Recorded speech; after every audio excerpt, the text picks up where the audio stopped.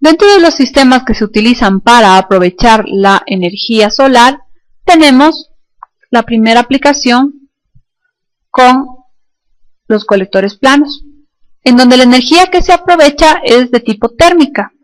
Se utiliza para calentamiento de agua, ¿sí? Se utiliza un colector en donde el agua o el fluido que vamos a calentar circula por un serpentín y este va en ciertas configuraciones se puede utilizar directamente, y en otros casos donde existe un acumulador de este fluido ya para calentar el agua, el serpentín lo que hace es retornar este mismo fluido luego que hace el intercambio de calor con el agua que se va a utilizar, retorna al colector.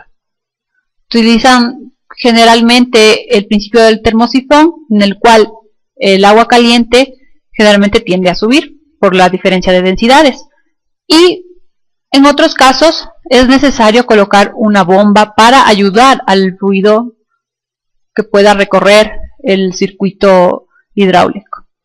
Otra de las aplicaciones son los colectores concentradores, en donde se coloca una serie de espejos direccionados hacia un punto en común.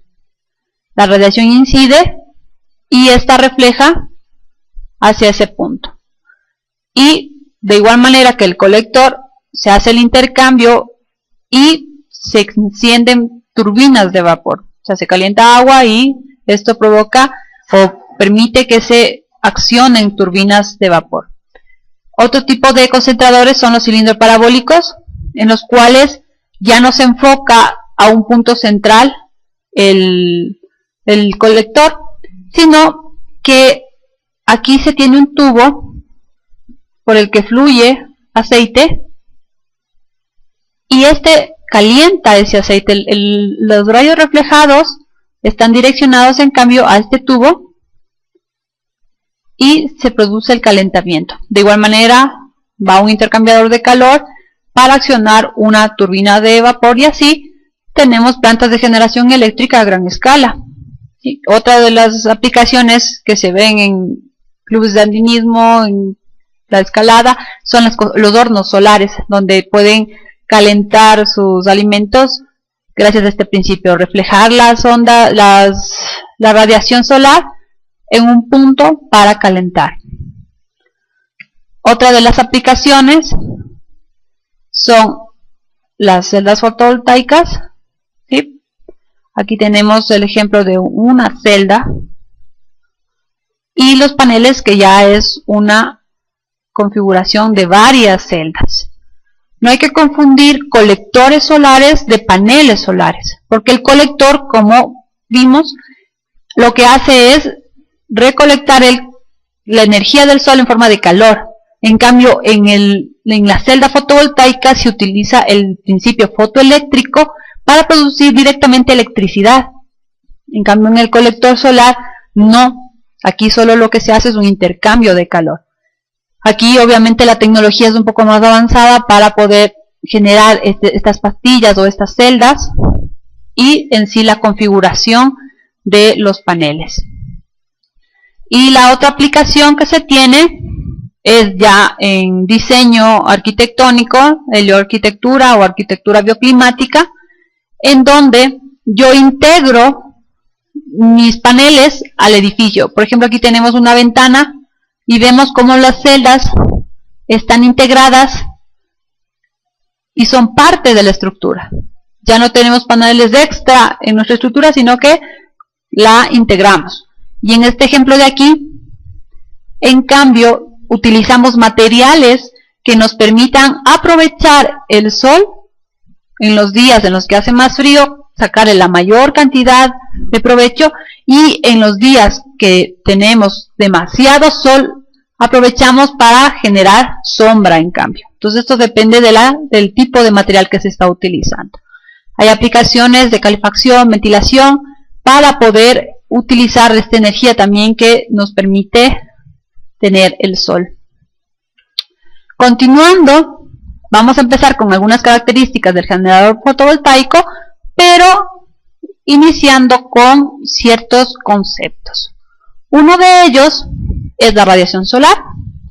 Según el análisis que se realiza aquí, tenemos que recurrir a la física, ¿sí? Vamos a iniciar con la ley de Stefan Boltzmann, en la cual relaciona o nos dice que la radiación que genera un cuerpo es directamente proporcional a la temperatura del cuerpo, en donde aquí utilizamos una constante, la constante de Stefan Boltzmann, para determinar cuánta radiación tiene un cuerpo, ¿sí? Entonces por eso tenemos dos parámetros.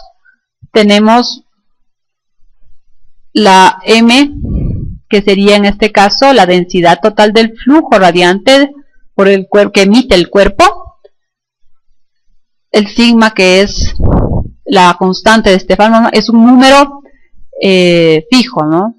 5.6 por 10 a la menos 8 vatios por metro cuadrado, o sea, dividido para metro cuadrado y para Kelvin a la cuarta. Y la temperatura del cuerpo hay que considerar que debe estar en kelvins y no en grados centígrados. Entonces ahí nos surge una duda. ¿Cuánta radiación llega a la Tierra? Podemos hacer un cálculo utilizando la fórmula que habíamos mencionado en un inicio de la radiación emitida por el Sol. Decimos que la radiación emitida por el Sol es igual a sigma por la temperatura a la cuarta. Sigma, una constante. 5.67 por 10 a la menos 8, que decíamos vatio sobre metro cuadrado por Kelvin a la cuarta, multiplicado por la temperatura a la cuarta. La temperatura del Sol alrededor de 5780 kelvins, y esto elevado a la cuarta. Por lo tanto, nos da un resultado, ¿sí?, de 63.284. ¿Qué nos quedaría en las unidades? Vatio, metro cuadrado, y el Kelvin a la cuarta que está aquí se simplifica con el Kelvin a la cuarta acá, entonces nos quedarían solo las unidades en vatio sobre metro cuadrado, que nos da un gran total de 63.3 más o menos megavatios sobre metro cuadrado, que es mucha energía, ¿cierto? Ahora, como tenemos que conocer cuánto llega a la Tierra, vamos a decir que la energía que irradia el Sol, esta energía va a irradiar, ¿sí?, de manera, si nos vamos a la geometría circular, ¿sí?, entonces vamos a tener aquí, como yo quiero justo en la superficie, vamos a tener lo que hemos calculado es lo que irradia todo este cuerpo en este espacio. Entonces ahora vamos a hacer una tipo regla de 3 para determinar cuánto es lo que llega hasta este punto. Entonces, sería la energía o la radiación que tiene el Sol multiplicada por el área, esto que estamos diciendo que asemejamos a una circunferencia, va a ser igual a la energía irradiada entre el Sol y la Tierra por el área entre el Sol y la Tierra. El área de una circunferencia, ¿cuánto es?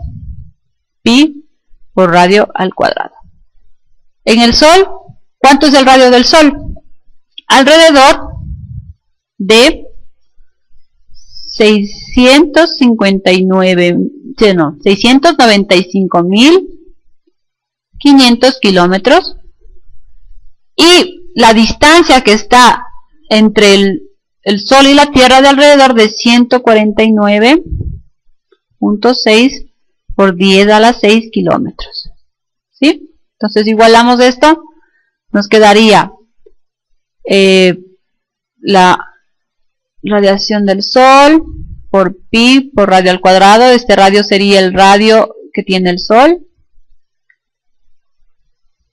por la energía que nos llega, por pi por el área, o que estaríamos en esta circunferencia más grande, sería por el radio entre el Sol y la Tierra.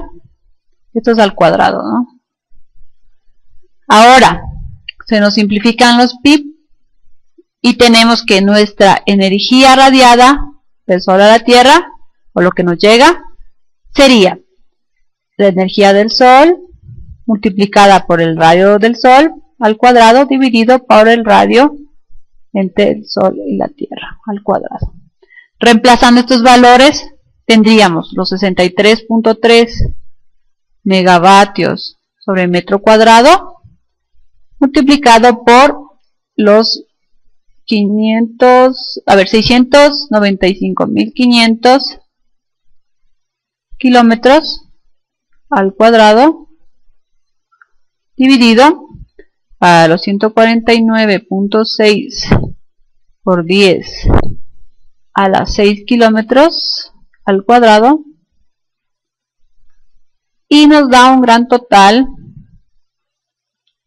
de 1367 vatios sobre metro cuadrado, ¿sí? Entonces esta es la energía que nos llega a la Tierra por metro cuadrado, y a este valor se lo llama la constante solar.